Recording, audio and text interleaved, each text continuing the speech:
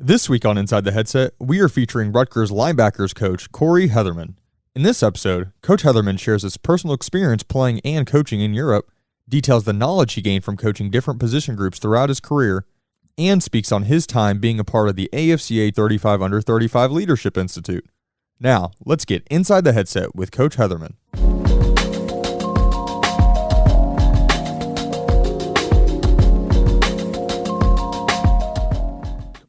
Coach, what's going on, man? How are you? Doing well. Getting settled in still, but things are going well and excited to get working here. Absolutely, man. Well, it's been fast and furious. I know all fair was talking about just how I saw you, and next thing you know, you're moving and taking on a different job. So congratulations on that, and I know you'll do great things at Rutgers. I appreciate it. Now, speaking of making moves, man, this is what is this your 12th or 13th stop?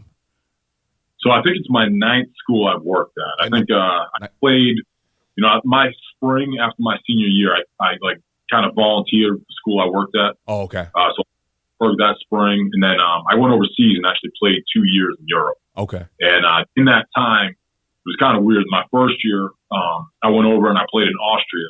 And at that time, the coaching staff had kind of moved on at a point in the season. And I got lucky enough to kind of become the offensive coordinator while I was there. And then my second year, I went over and played in Würzburg, Germany. And while I was in Germany, I was the offensive coordinator of the staff because they didn't have, a full-time staff with that team. So excuse it a little bit, I guess. Yeah. Well, that's hopefully you were calling your own play a lot. If you were on the coordinator / player, is that the deal? So you were playing and calling plays. Yeah, so I was playing quarterback and calling it. And the weird thing was my first year, I actually was like a middle of the season replacement. So I didn't get over to the team till they were 0-4. And they kind of moved on from the Americans that were on the team. They hired a new wave of Americans. We got out there mid-season, and the coaching staff left after my first game. So we kind of had to learn the system that was in. And the hardest thing for me was communicating with some of my offensive linemen. And I didn't speak any German. And I was trying to make some checks and try to make some calls. And I'm telling you that at that point, I had no clue what I was saying. So that was the biggest obstacle, was trying to figure out the language barrier and just communicate with the players around me. Yeah. Well, that's crazy, man. Well, I guess you got an early start on learning some of the difficulties of being a coach and finding workarounds. Well, learning trigger words and keywords was one of the big things. There you go, man. There you go. Now you kind of tapped into it a little bit, a little brief overview of your coaching journey so far, and it's kind of led you to Rutgers. But you spent a big chunk of your coaching career, at least in the States, in that northeastern part. But you bounced around a bunch of different levels, a bunch of different locations. How has that shaped you and helped you become a great recruiter and put you in position to get this role at Rutgers? I think right from my first job at King's College, you kind of had to learn to do everything. You had to learn how to make phone calls. You had to, do the visits in the schools. You had to learn how to draw the cards. You had to learn how to set up a practice script. We basically did everything in Division III. The support staff that we have here in the Big Ten was obviously not the same thing that we had in the MAC of Division III in Northeast Pennsylvania. Right. And that really helped. Because you had to understand, you had your own room coaching as a 22-year-old, right, while drawing the cards, while making sure the bags were set up, and everything was set up where they needed to be. The filmers knew what to film, and if we didn't have a filmer, there were times you were filming the practice yourself. Doing the intercuts and making sure everything was labeled the way you wanted, or the head coach and the coordinators wanted to be labeled. And then coming up, going through Division III from Kings to Springfield, and then the Western New England College. I think that really helped me out. And then my first job in the CAA at Northeastern, it was kind of the same thing. We were short-staffed. What we had at JMU and Old Dominion was very different at Northeastern and Maine. So, we didn't have a GA, or we didn't have player development coaches that were helping out, or we didn't have extra guys, setting up meetings or setting up drills or setting up your cut-ups or, going through your phone logs or who you were talking to that night or that week. We had to set everything up ourselves. So I think that's really helped develop me as a coach.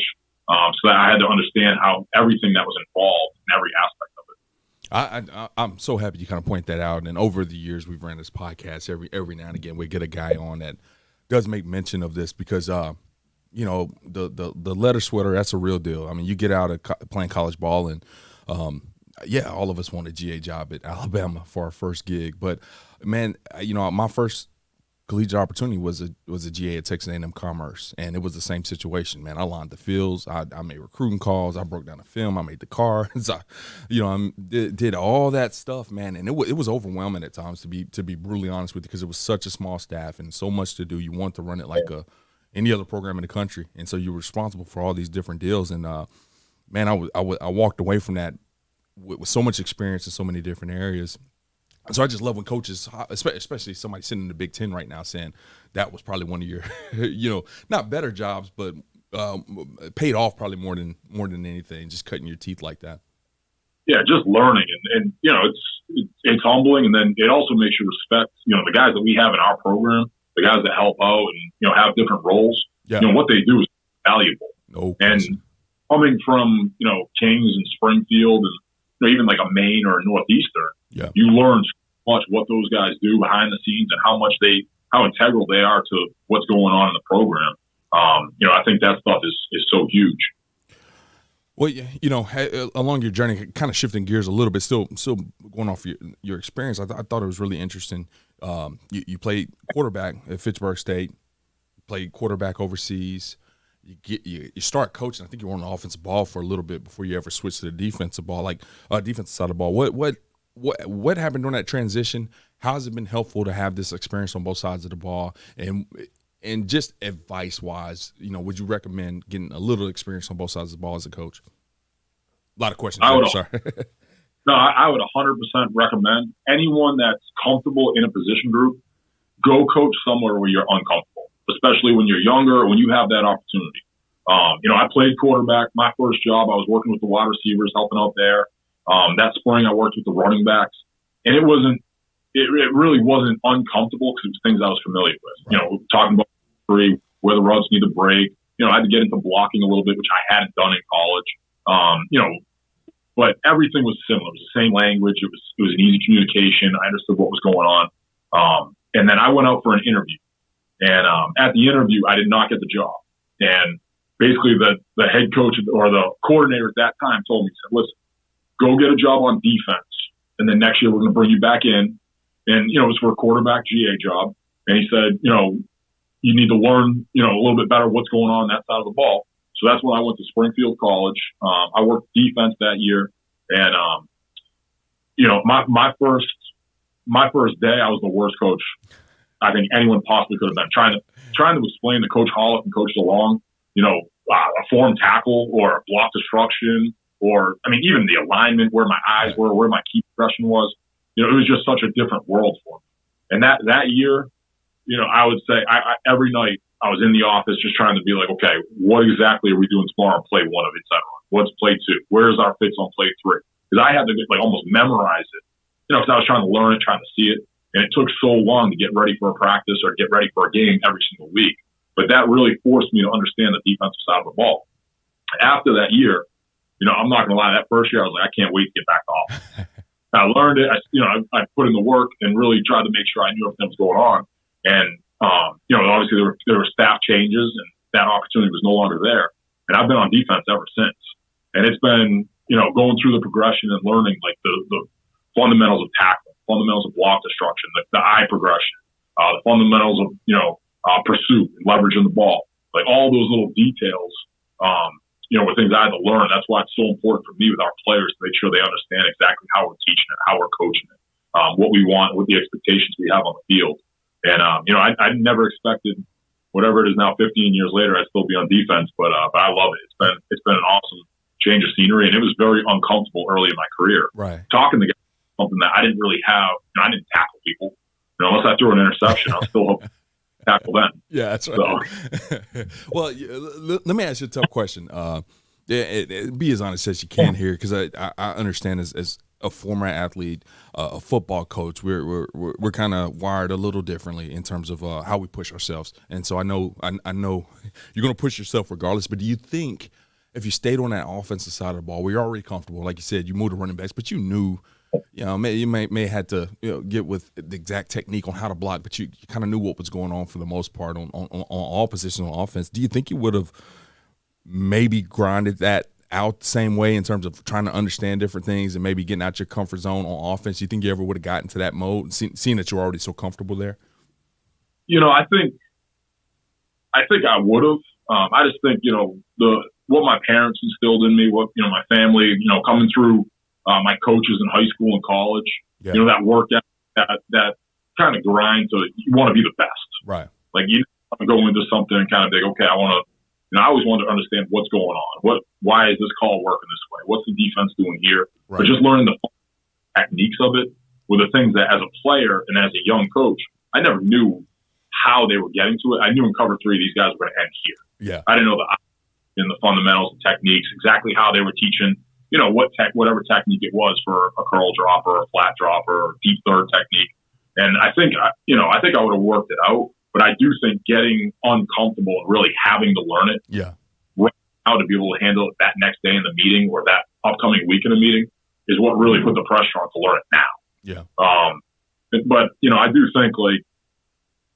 think I would have pushed through it, but it would never have happened that soon or that early. Right. And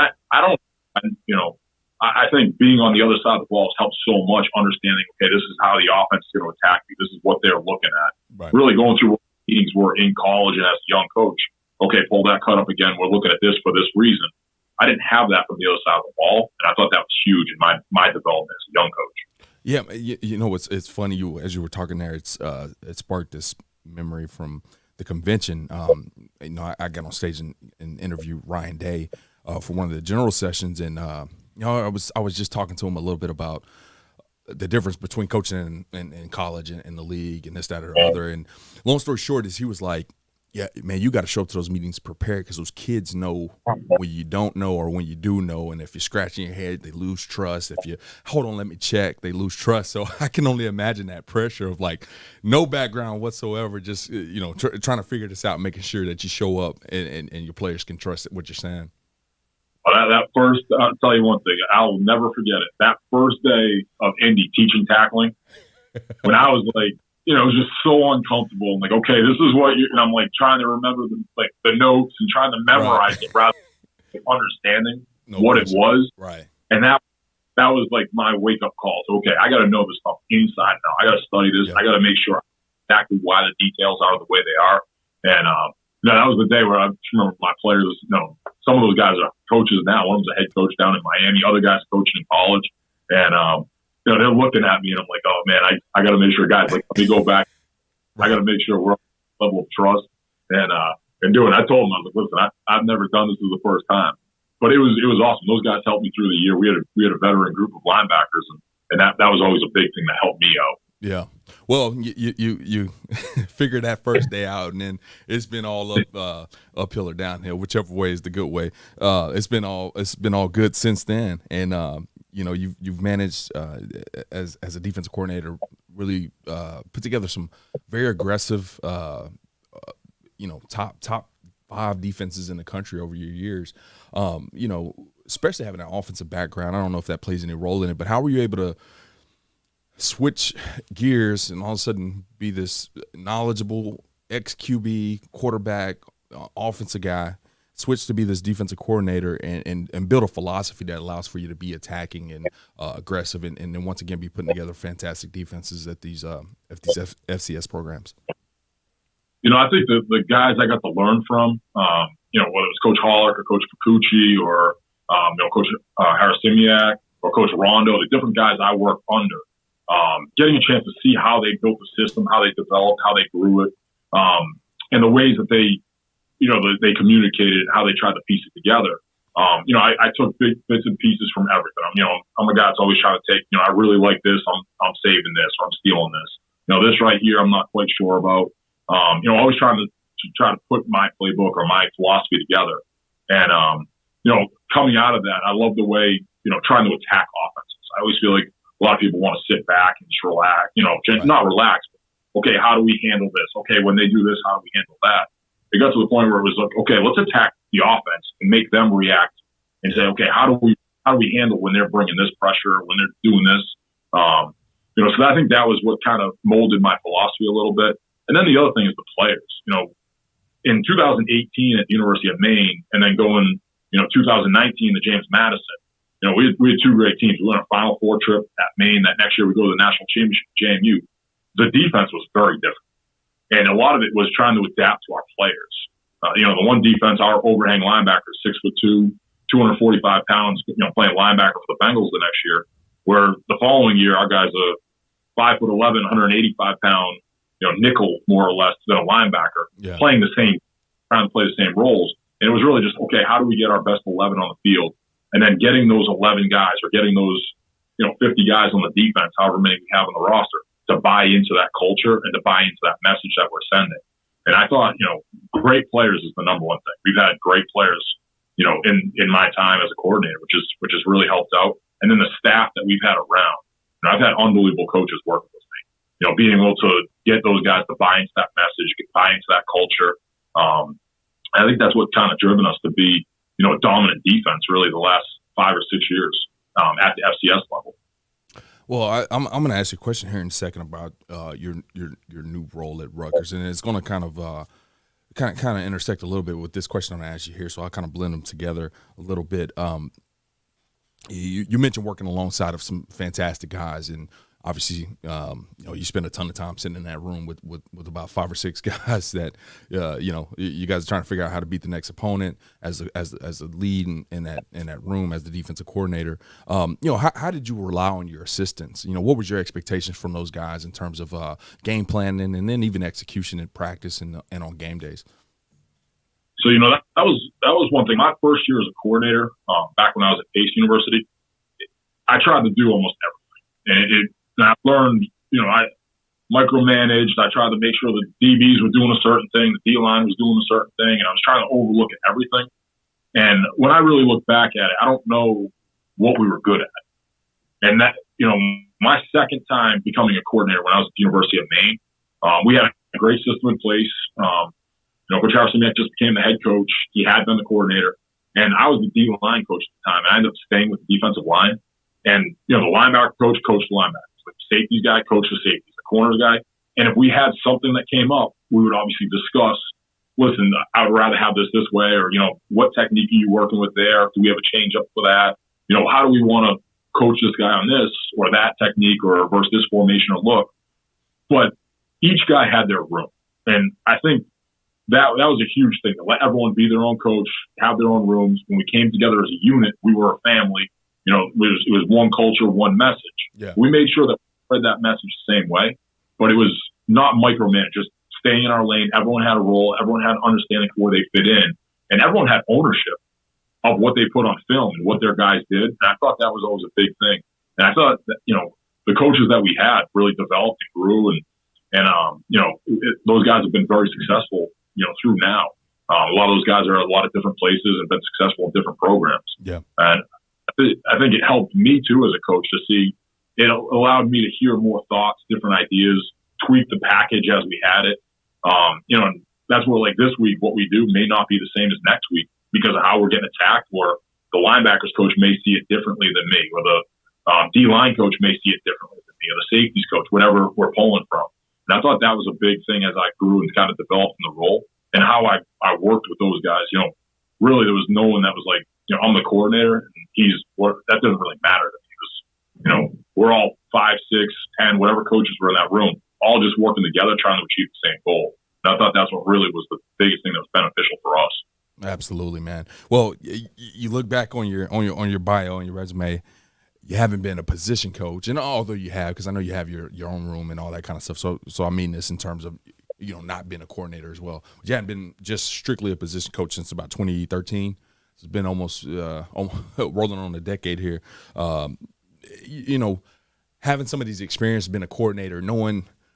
I mean, I'm sure you got probably a handful of guys you're like, hey, that was a heck of an assistant. He did a great job for me. I'm sure a lot of them did, but you have a handful of guys that there was a difference. How are you going to take that into that role now that you're back out of that coordinator role? It's been a while since you've been a position guy. How you take some of those qualities from some of those guys you got to learn from that worked under you? No, I think that's a big thing. Like, looking back now, when I was my last time being a position coach, and just always trying to be a step ahead. So when the coordinator asks me, hey, when we get this formation, when we get this motion, when we get this shift, when we see this play, always trying to be one step ahead, and then always trying to have an answer to try to help out. Hey, right now we're going to struggle with this. I think if this may help us versus that look or versus whatever play or scheme or formation that we're seeing. And just trying to always be one step ahead, looking at it as the coordinator, but obviously not being the coordinator. Right. Just help out. So if because when I was a coordinator, there were definitely things I would miss. There would be things I'd be focused on one area or focused on something else. And then we get to Tuesday's practice, we pull a card out, like, oh, this is not going to be good. Yeah. Or some Saturday would be like, man, we hadn't seen this look, this formation, that play, whatever we saw. So just trying to look back and things that I may have needed to lean on a little bit more, and that's where I thought my assistant did such a great job. Those really my last almost decade being a coordinator, and that's just what I want to be. I want to be that great assistant, guy you can lean on, and doing my job and make sure I'm helping out, but being in line with the communication, the terminology, the teaching progression, and the communication, how we talk about everything with the culture of the defense and the team. Absolutely. Well, before I let you go here, man, this past convention, I don't know how you looked at it, but how I look at it for you is it had to be pretty special. You were part of the AFCA 35-under-35 class, and hopefully you got to experience that brotherhood and had a fantastic day with us there at the convention. But that's a unique thing, and my staff, we sit down in the office and we roll through a bunch of applications and we pick those guys. But you were also named the AFCA FCS Assistant Coach of the Year, which I think is the coolest thing ever because this is voted on by coaches, guys that lined up on the other side of the ball and said, man, we can't get a yard on this guy. This dude's legit. Guys that caught you guys on television or whatnot and just respected what you guys done defensively and voted you for that. So, having both of those honors, what does that mean for you at this convention? Like, what did that mean for you? I thought the convention for me this year was just very different. Most years, I go down, I see guys I've worked with, friends, colleagues, we go see some speakers, we go do some of the things, but then we go hang out. Yeah. This year it was, my first day in, it was a 35-under-35, and I'm not a person that does a great job getting out and meeting people. Yeah. A lot of times I go to something, I'm locked in, I know what I need to do, and that's what I'm going to get done. Right. And just going and seeing guys and being able to communicate with guys, and then, learning, like, different things. Anything from being a head coach to being a coordinator to, all the different things that were hit during those meetings, and then being able to hear other coaches talk about it, how they handle things in practice, or what environments they set up during the week, or what cut-ups they're trying to study, or different recruiting questions with, all the different new things that are going on in recruiting nowadays. And being able to hear all those different opinions and, from different levels, all the way from, Power 5 down to high school. Being able to hear all that, I thought that was, that experience for me, that entire day was unbelievable. Just being a part of it. My notebook, I think I filled out an entire notebook that day. Just trying to, going back through in the plane ride home, looking back through it all, just trying to go back through it one more time and making sure I knew exactly what we had covered and how we had gone over it. And then the next day was the Coach of the Year banquet, and just they got meeting the coaches of the year. Like one of the guys was always at our camp at JMU when I was there. He was in Richmond, just catching up with him and then meeting the other guys and getting a chance to ask them, about some of the things they've done and how they've coached their different philosophies or styles. And even hearing, the different stories of how guys got into coaching and where they've been. One of the guys at the table, he'd been 2 or 3 spots. We talked about, I've been 9 schools right since I got done playing, and just hearing their road and how they've worked and different things they've done and different styles. And, I thought it was a very good learning experience. And, now the friendships, like now some of the guys, just trying to hit them, hey, going through the cut-ups now, and, it's kind of weird moving jobs to Rutgers here. But when I was at JMU, being able to get a chance to watch what some of those other people were doing, and then now having that, hey, versus this formation, you guys called this on a third, and, where did that idea come from? Where'd you get that? How are you guys teaching that? Or, I really like the technique you guys are coaching here in a quarters or a cover 2. And, just trying to steal that from guys or talk to them about it. Yeah. I think that that is the biggest thing, is having those connections now to kind of lean on and learn from. No doubt, Coach. Well, man, the cool thing about that answer is, you didn't sit back and, kick your feet up and be like, oh, man, I made it. You were still learning and still chopping wood, man. And that's what's giving you some success this far, and it's going to continue to push you moving forward, man. Just know I appreciate you here over at the AFCA, and we sure do. And before we let you go, we'd love for you to share your Twitter account, just so coaches kind of keep up with your journey. If they got any questions about anything we talked about today, they can shoot you a tweet or DM. So if you wouldn't mind sharing that. Yeah, I think it's at CJ Hetherman. And then Hetherman is Hetherman. Okay, cool. Well, we'll make sure to share that in the show notes, so make it easy for the coaches to follow you, man. And once again, best of luck to you on your new journey. And if there's anything we can do to help you out here, please give us a shout, man. Thank you so much.